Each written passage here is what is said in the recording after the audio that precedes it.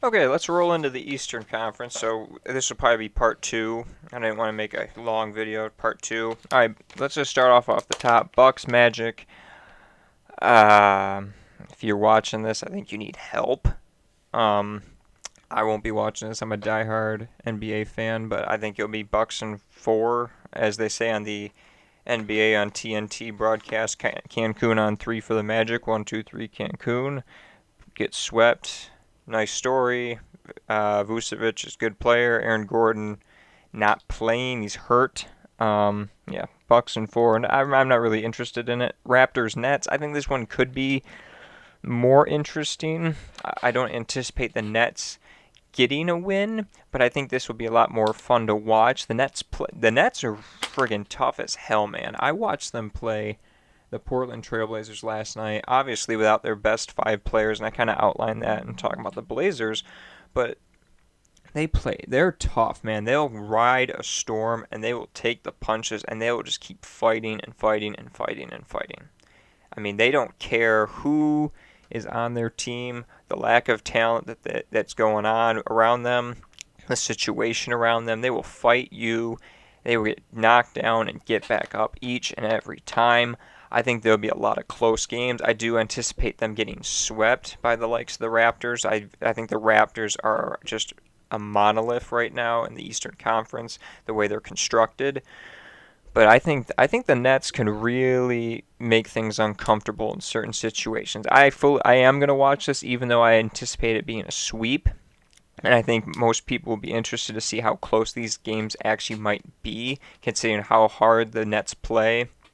For Jacques Vaughn, their interim head coach, who I think should get a real look at being their head coach moving forward. But they play hard. Karis LeVert is like a walking bucket. I mean, he'll just make shots. Joe Harris can make a ton of threes and a ton of contested jump shots. So I think this will be a lot more interesting, but I'm still anticipating Raptors in four. Let's move on. Celtics, Sixers. And this is kind of a common theme, at least for the first round. I don't think there's only one series that'll be close in terms of wins between both teams, and it's not this one. Celtics, Sixers, Ben Simmons obviously out with the knee. I think it was some meniscus damage or knee issues on a jump. So Sixers without Ben Simmons. You got Joel Embiid, who has a wrist problem and some other problems.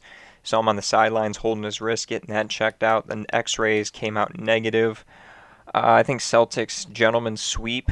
I think that Celtics are really a dark horse here to try and cause some hell for the Raptors and the Bucks. I think Jason Tatum is really coming on strong and getting to elevating his play and getting to really close to that superstar level.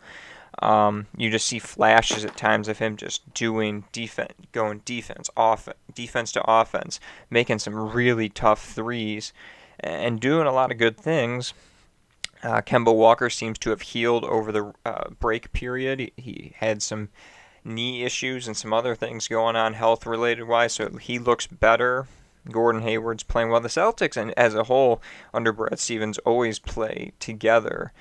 Obviously, Kyrie didn't help with that last year. So I think the Celtics gentlemen sweep. I think the Sixers might get a game where Joel Embiid just goes berserk for 40, and the Celtics might have a tough game shooting the ball, something like that. But I think Celtics in five is definitely reasonable. I don't see the Sixers really pushing to 6 games, even though they with the lack of talent, they've played some pretty good ball in the seeding games, but I don't think they can play in a playoff situation in a tough spot. I don't think they can overcome the lack of talent and the lack of really cohesion. They don't play the pieces they have just don't fit. All right, Heat Pacers. This one I'm actually very interested to watch. You obviously have the emergence of T.J. Warren in the first couple of games for the Pacers. He was averaging like 40 points a game, and there's the beef between him and Jimmy Butler. I could see the Heat winning in six. The Pacers play hard. Nate McMillan does not get enough credit for his coaching and what he does for the Indiana Pacers. I think it will probably go Heat in six. You'll get to see Jimmy Butler versus T.J. Warren saga. I think the Pacers are getting really close to that threshold of being able to break through. I don't think Victor Oladipo is really at 100% due to his injuries, and originally he wasn't going to come back to the bubble until some things had transpired, um, and he was told some things. So I think the Heat really showcase the youth because they are the perfect complements of youth and veterans. You got the youth like TJ or Tyler Hero, excuse me, Duncan Robinson, and the oh my gosh, the point guard from Oakland University up here in Michigan. Of course, I can't remember his name. And then you got vets like Andre Iguodala. You have Jay Crowder, and you have Jimmy Butler. Let's keep going. So yeah, Heat in 6. I think the drama between, like I said, Butler and Warren, they had a spat earlier in the regular season. Almost got into a fight or something like that. That was pretty good to watch. So I think Heat in 6, and I think the Bucks Heat series is going to be a lot more interesting. They were playing a seeding game where the Heat were up big, and not to get too far ahead of the first round here, but I think that could be a really interesting matchup to watch. Given that I think the Bucks will just destroy the Magic, and I think Heat will be too much for the Pacers, even though they, in their own right, play very hard. So just to summarize a little bit, I'm much more interested in the Western Conference playoff matchups. I think there's going to be a lot of interesting games in the East, but it would just be kind of building up to the semifinals and the conference finals for the East. I think that will be much more intriguing as we go along. So I think Bucks in 4, Raptors in 4, but Raptors Nets will probably be a little more fun to watch. Celtics Sixers, lack of star matchup with Ben Simmons out, Joel Embiid. You never really know what you're going to get anyways, even if he isn't hurt. There'll be times he'll go for 13 and 8, and you didn't know he was playing, even though he was completely healthy apparently. Heat Pacers, I think it'll be a couple of really good games in there. I think Heat will get it in 6, and that will set up some pretty good matchups in the second round with Bucks and Bucks and Heat, excuse me, Raptors Celtics. So yeah, I mean, it's just a lack of star matchups in the first round of the Eastern Conference playoffs as opposed to the West. You got a lot better players playing against star players, and not a whole lot of storylines. In the West, you got Chris Paul versus his former team, obviously Russell Westbrook, who's not really there.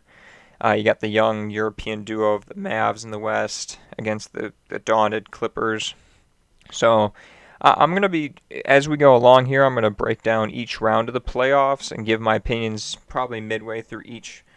Actually, after the midway point of the first round, just give my opinion how things are going, and I'm probably going to be posting when I'm wrong, and I'm not going to gloat too much when I'm right because any idiot can be right a couple times. But I'll be definitely interested to see if I'm wrong, where I'm wrong at, because I think these are very reasonable takes on how this is all going to play out.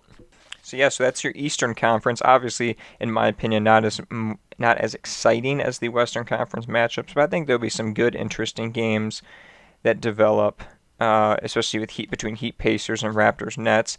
I don't expect the Celtics to struggle very much, and just trying to build towards getting to the conference finals. So that's going to conclude. That's part 2. Part 1's Western Conference. Part 2's Eastern Conference. I'm Zach. This is the Why Would You Think That podcast. Be sure to tune in if you're interested. I'm going to try, like I said, we're going to try and do midway between the first round matchups. See how playoff series are figuring themselves out, and then looking towards, if somebody's already been eliminated by that time, looking towards the second round and what could be in stock for us in the second round and in the West in the both conference finals. So again, thank you for listening. Like, subscribe, help us out. I know it's just me talking today. I'm really the basketball guy of our group, but thank you for listening.